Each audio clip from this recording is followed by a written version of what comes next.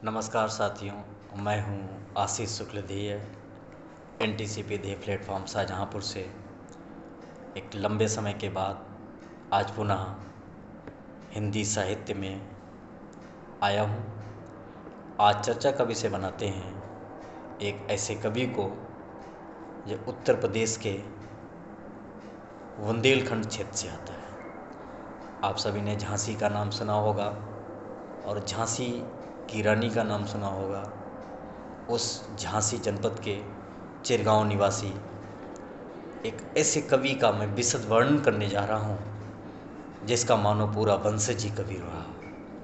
पिता रामचरण दास या रामशरण दास के दोनों पुत्र, चाहे वो सियाराम शरण दास हों, सियाराम शरण गुप्त हों या मैथिली शरण गुप्त हों, दोनों महज साहित्यिक क्षेत्र में ख्याति लब्ध कवि हुए हैं। जहाँ राष्ट्रीय कवि की उपमा लिए हुए मैथिली शरण गुप्त मनुष्यता जैसी कविता को विवश कर देते हैं लिखने के लिए, वहाँ सियाराम शरण गुप्त जो इनके भाई साहब होते हैं वो एक फूल की चाह कविता लिखते हैं। अद्भुत संयोग है, एनसीईआरटी ने भी एक ही परिवार को उठा लिया है। जहाँ इनके भाई साहब सियाराम शरण गुप्त की रचना एक फूल की चाह को कक्षा 9th में स्थान दिया है सीबीएसई बोर्ड की परीक्षाओं में, वहीं हिंदी विषय के अंतर्गत जो आपके मैथिली शरण गुप्त हैं, मैथिली शरण गुप्त की जो रचना है मनुष्यता, उसको स्थान दिया है। साथियों, 1886 ईस्वी को झांसी जनपद से कुछ किलोमीटर की दूरी पर बसे हुए चिरगांव नामक स्थान पर पिता सेठ रामचरण दास या कुछ पुस्तकों में सियाराम शरण दास, रामशरण दास जो नाम मिलता है, उन्होंने भी नहीं जाना था कि मेरे दो बेटे साहित्य के प्लेटफॉर्म पर साहित्यिक दुनिया में हिंदी का नाम अमर करने के साथ साथ इस छोटे से गांव चिरगांव का नाम भी चिरकाल तक फेमस कर देंगे। चिरकाल से ही फेमस है और भविष्य में असंख्य वर्षों तक ये फेमस रहेगा कि मैथिली शरण गुप्त जैसे राष्ट्रीय कवि का स्थान ले पाना वो मुश्किल है। ऐसे में अगर हम लोग बात करें मैथिली शरण गुप्त की, तो मैथिली शरण गुप्त जिन्होंने बचपन में बहुत सारा प्रयास किया, बहुत सारे दुखों को झेला, बहुत सी तमाम प्रकार की यातनाएं झेली और यातनाओं को झेलने के बाद आखिर उनके अंदर जो शब्दों की गड़गड़ाहट भरी हुई थी, उनको एक लंबे समय के बाद निकालने का अवसर मिला। हालांकि कई बार इस साहित्य के लेखन से पीछे हटते रहे, लेकिन इन्होंने कभी भी अपने आप को बैक नहीं किया, अपने आप को पीछे नहीं किया। आज आपको इस प्लेटफॉर्म के माध्यम से बताते हैं कि मैथिली शरण गुप्त ने किस तरह से अपने जीवन को आगे बढ़ाया। एक तो काफ़ी देर में विवाह होने के उपरांत 2 बेटे और दोनों बेटों का कुछ ही माह के अंतराल पर निधन हो जाना, एक 5 वर्ष का और एक 2 वर्ष का। सोचो, उस पिता का साया ही मानो उठ गया जिसके 2 बेटे, और वो भी बाल्यावस्था में ही, शैशवावस्था में ही प्रकृति की गोद में समा गए।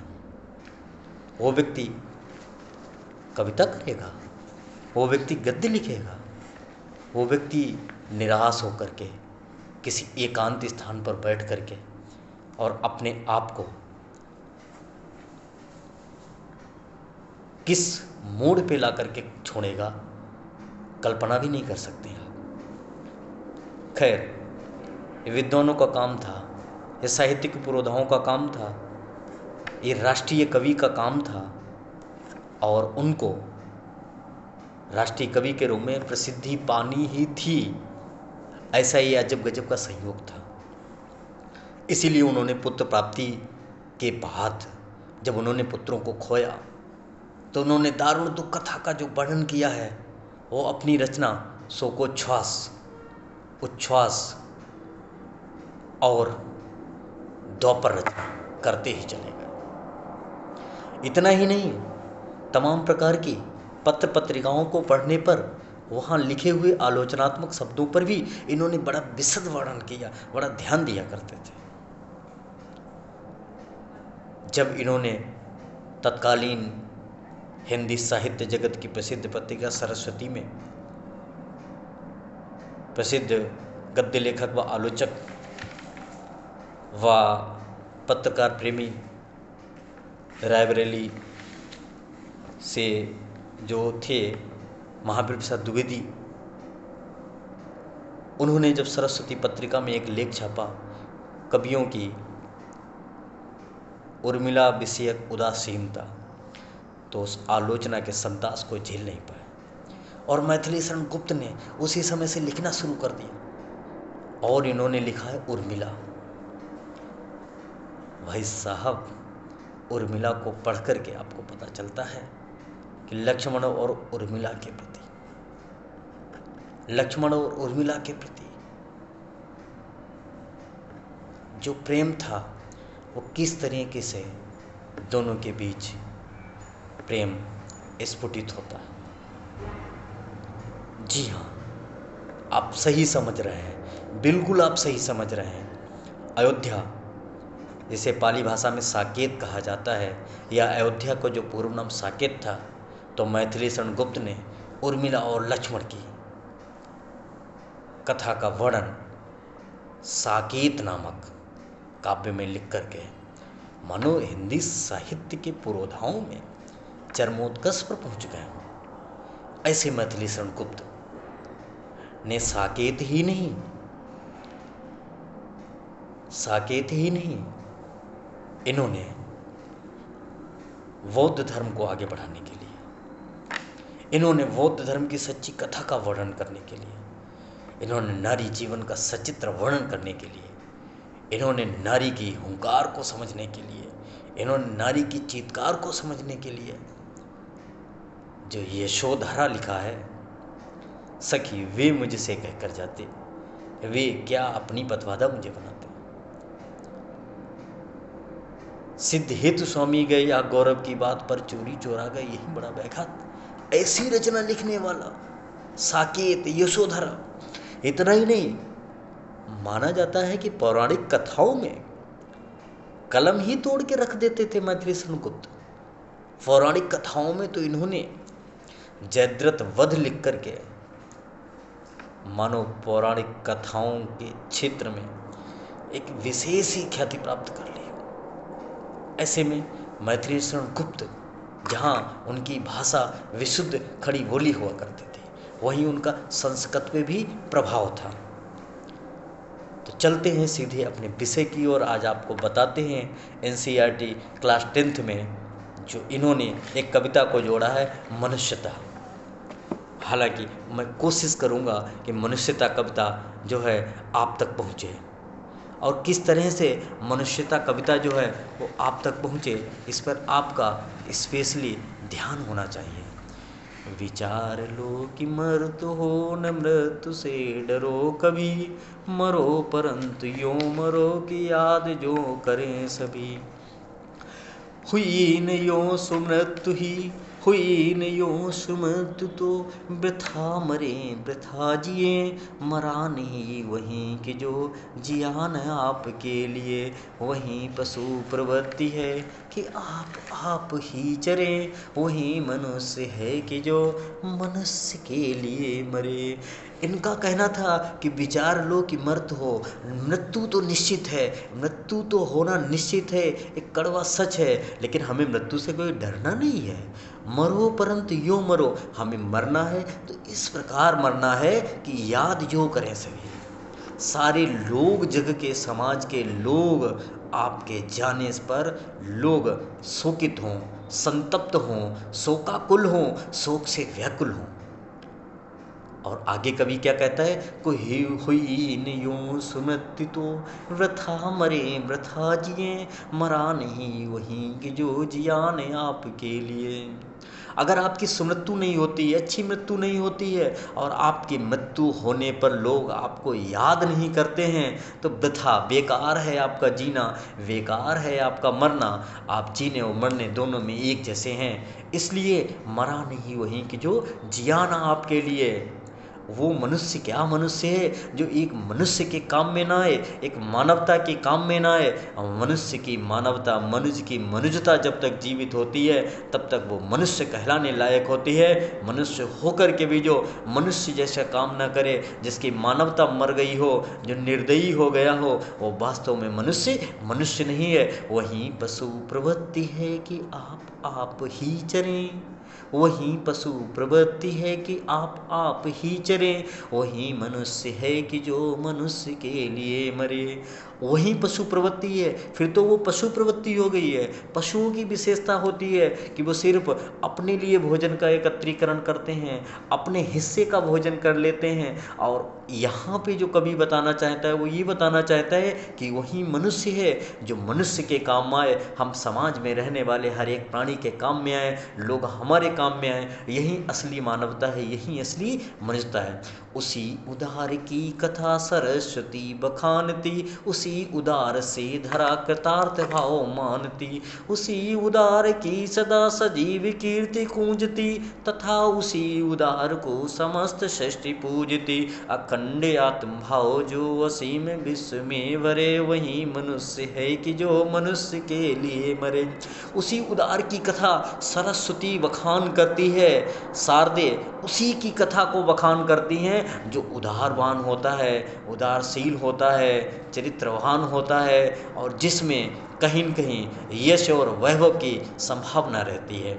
उसी उदार से धरा कृतार्थ भाव मानते, और उसी उदारता के कारण धरा पृथ्वी जो है कृतार्थ एहसान भाव मानती है। उसी उदार की सदा सजीव कीर्ति कूजती, और ऐसे ही उदारशील व्यक्ति की जो कीर्ति है, जो यश है, जो वैभव है, वो सजीव एक जीव के रूप में एक सुंदर सजीवता के साथ कूजती है, पुकार उठती है, झंकार उठती है। उसका जो नाद सौंदर्य है वो संपूर्ण समाज में गूंजता फिरता है। तथा उसी उदार को समस्त सृष्टि पूजती। ऐसे उदार व्यक्ति को, ऐसे उदारशील व्यक्ति को समस्त सृष्टि पूजती है। सारा जग, सारा संपूर्ण विश्व, सारा संसार उसकी पूजा करता है। अखंड आत्मभाव जो असीम विश्व में भरे, वही मनुष्य है कि जो मनुष्य के लिए मरे। जो अखंड, जिसको खंड खंड में ना बांटा जाए, वही अखंड आत्म भाव, अपने आत्मा से भाव, आत्म भाव जो असीम हो, सीमा से परे हो, जिसकी कोई सीमा न हो, वही मनुष्य है कि जो मनुष्य के लिए मरे। ऐसे विचारों से परिपूर्ण, ऐसी भावनाओं से परिपूर्ण, जिसके रग रग में अखंडता भरी हो, जिसके रग रग में असीमता भरी हो, वही वास्तव में असली मनुष्य है। आगे कवि क्या कहता है कि क्षुधार्त रंत देव ने दिया करस्त थाल भी, क्षुधांत रंत देव ने दिया करस्त थाल भी, तथा दधीच ने दिया परस्त जाल अस्ति जाल भी, तथा दधीच ने दिया परार्थ अस्ति जाल भी। उसी नरचितीस ने सोमांस दान भी किया, सहर्ष वीर कर्ण तो शरीर चर्म भी दिया। अनित्य देह के लिए, अनित्य देह के लिए, अनित्य देह के लिए, अनित्य देह के लिए अनादि जीव क्या डरे, वही मनुष्य है कि जो मनुष्य के लिए क्षुधा से परिपूर्ण, भूख से व्याकुल राजा रंतिदेव ने भी अपने सामने आए हुई भोजन के थाल को दान कर दिया था। तथा दधीचि ने दिया परार्थ अस्तिजाल भी। और राजा दधीचि जो महर्षि दधीचि थे, एक बहुत बड़े ऋषि थे। महर्षि दधीच ने अपने अस्थियों का जाल, अपनी हड्डियों का जाल भी दे दिया था, अपनी हड्डियां भी दान कर दी थी। और किसको दे दी थी? इंद्र को दे दी थी। उसी से इंद्र ने अस्थि वज्र तैयार किया था। उसी नर क्षितीश ने सोमांस दान भी किया। और क्षितीश जो क्षिति का राजा होता है, जो राजा होता है, उसी नर नाम के राजा ने अपना मांस भी दान में दे दिया था। सहर्ष वीर कर्ण ने शरीर चर्म भी दिया। और जो कुंती पुत्र कर्ण थे, उन्होंने हंसते हुए, वीर कर्ण ने हंसते हुए अपने शरीर को भी दान में दे दिया था। अनित्य देह के लिए अनादि जीव क्या डरे। ये जो देह है, जो शरीर है, वो अनित्य है, ये कोई नित्य प्रति नहीं है, ये कोई स्थायी नहीं है, इसके लिए कोई जीव क्या डरे। वही मनुष्य है कि जो मनुष्य के लिए मरे। सहानुभूति चाहिए महाविभूति है, यही वसीकता सदैव है बनी हुई स्वयं में। यही सहानुभूति चाहिए, यही असली पूंजी है। महाभूति मतलब असली पूंजी, वसीकता सदैव है बनी हुई स्वयं में। मही जो है, जो पृथ्वी है, मही मतलब पृथ्वी, जो पृथ्वी है वो इसीलिए वश में बनी हुई है। विरुद्धवाद बुद्ध का दया प्रभाव में बहा, विनीत लोग कर्म क्या, विनीत लोग वर्ग क्या, न सामने झुका रहा। यही बुद्ध का दया प्रवाह है जो विरुद्धवाद के प्रति आगे बढ़ा है। यही उनका दया प्रवाह है जो विरुद्धवाद के प्रति बढ़ा है, और बढ़ने के बाद क्या किया है। विनीत लोग वर्ग क्या न सामने झुका रहा, आहा वही उदार है परोपकार जो करे, आहा वही उदार है परोपकार जो करे, वही मनुष्य है कि जो मनुष्य के लिए मरे। विनीत लोग वर्ग क्या न सामने झुका रहा। ऐसा विनीत और सौम्य स्वभाव व्यक्ति का होना चाहिए जो हर व्यक्ति के सामने झुकने के लिए मजबूर हो जाए। झुकने से अहम टूट जाता है, अहम दूर हो जाता है। आहा, इसलिए वही उदार व्यक्ति है जो परोपकार करता है, जो दूसरों के प्रति उपकार की भावना रखता है, जो स्वार्थ की बात न करके पर स्वार्थ की बात करता है, वही वास्तव में मनुष्य है। और वही मनुष्य के लिए मरने का काम करता है, जीने का काम करता है। रहो न भूल के कभी मदांध तुच्छ वित्त में, सनाथे जाने आप को करो न गर्व चित्त में। अनाथ कौन है यहाँ त्रिलोकनाथ साथी हैं, अनाथ कौन है यहाँ त्रिलोकनाथ साथी हैं। दयालु दीन बंधु के बड़े विशाल हाथ हैं, दयालु दीन बंधु के बड़े विशाल हाथ। अतीब भाग्यहीन है अधीर भाव जो करे, वही मनुष्य है कि जो मनुष्य के लिए मरे। रहो न भूल के कभी मदंध तुच्छ, मद से अंधे, गर्व से अंधे, घमंड से अंधे व्यक्ति को तुच्छ वित्त में, कुछ चंद पैसों के लालच में अपने आप को कभी भी फंसाना नहीं चाहिए, कभी आपको चक्कर में नहीं पड़ना चाहिए। सनाथ जाने आपको करो न गर्व चित्त में। और आप सनाथ हैं, आपके साथ कोई है, आप अकेले नहीं हैं, आप अनाथ नहीं हैं। आपके साथ कौन है? आपके साथ यहाँ सीधे त्रिलोकीनाथ है। और त्रिलोकीनाथ शिव को कहा गया है, शिव का पर्यायवाची है। तीनों लोकों के वो नाथ हैं। यहाँ पे जो अनाथ हैं, जिनके माता पिता नहीं होते हैं, ऐसे बच्चों को अनाथ कहा जाता है। तो यहाँ पे कोई अनाथ नहीं है, यहाँ पे जो भी अनाथ हैं उनके साथ सीधे त्रिलोकीनाथ हैं। दयालु दीन बंधु के बड़ी विशाल हाथ हैं। और जो दयालु हैं, दीन बंधु हैं, उनके बहुत बड़े विशाल हाथ हैं। वो किसी का बुरा नहीं करते हैं, वो सभी का भला करते हैं। अतीब भाग्यहीन है अधीर भाव जो करे, वही मनुष्य है कि जो मनुष्य के लिए बने। अतीब यहाँ पे जो भाग्यहीन है वो भी धैर्य रखें, वो भी धैर्य का भाव धारण करें, धैर्य रखें। इसलिए कहा गया है कि वही मनुष्य है कि जो मनुष्य के लिए मरे, वही मनुष्य है कि जो मनुष्य के लिए मरे। अनंत अंतरिक्ष में अनंत देव हैं खड़े, समझ ही सुबाहु जो बढ़ा रहे बड़े बड़े। परंपरा परास्परावलंब से उठो तथा बढ़ो सभी, अभी अमर्त अंक में अपंक हो चढ़ो सभी। अभी अमर्त अंक में अपंक हो चढ़ो सभी। रहोनियों की योग से न काम और कासरे, वही मनुष्य है कि जो मनुष्य के लिए मरे। अनंत अंतरिक्ष में, ये जो अनंत अंतरिक्ष में है, यहाँ पे अनंत देव, यहाँ पे असीमित बहुत सारे देवता लोग खड़े हैं समक्ष, और आपके सामने सुबाहु अपनी भुजाओं को, अपनी बाहों को ला कर के खड़े हुए हैं, और अपनी बाहों को, अपने हाथों को बढ़ा रहे हैं। परस्परालंब, एक दूसरे के सहयोग से वो आपको उठा रहे हैं, बढ़ा रहे हैं। अभी अमर्त अंक, अमर्त मतलब देवता, देवताओं की अंक, देवताओं के गोद में अपंक, मल रहित स्वच्छ तरीके से आप उनकी गोद में चढ़ते जाओ। रहोनियों की एक से न काम और का सरे। इस तरह से आप कभी भी न रहो कि किसी एक व्यक्ति का काम आपसे क्या हो, बेकार हो, बिगड़े, अर्थात वही मनुष्य है कि जो मनुष्य के लिए मरे। मनुष्य मात्र बंधु है यही बड़ा विवेक है, मनुष्य मात्र बंधु है यही बड़ा विवेक है। पुराण पुरुष स्वयंभू प्रताप सिद्ध एक है, पर अनुसार कर्म के अवश्य भाव वेद हैं, और परंतु अंतरिक में प्रमाण भूत वेद है। अनर्थ है कि बंधु ही न बंधु की व्यथा हरे, और वही मनुष्य है कि जो मनुष्य के लिए मरे, वही मनुष्य है कि जो मनुष्य के लिए मरे।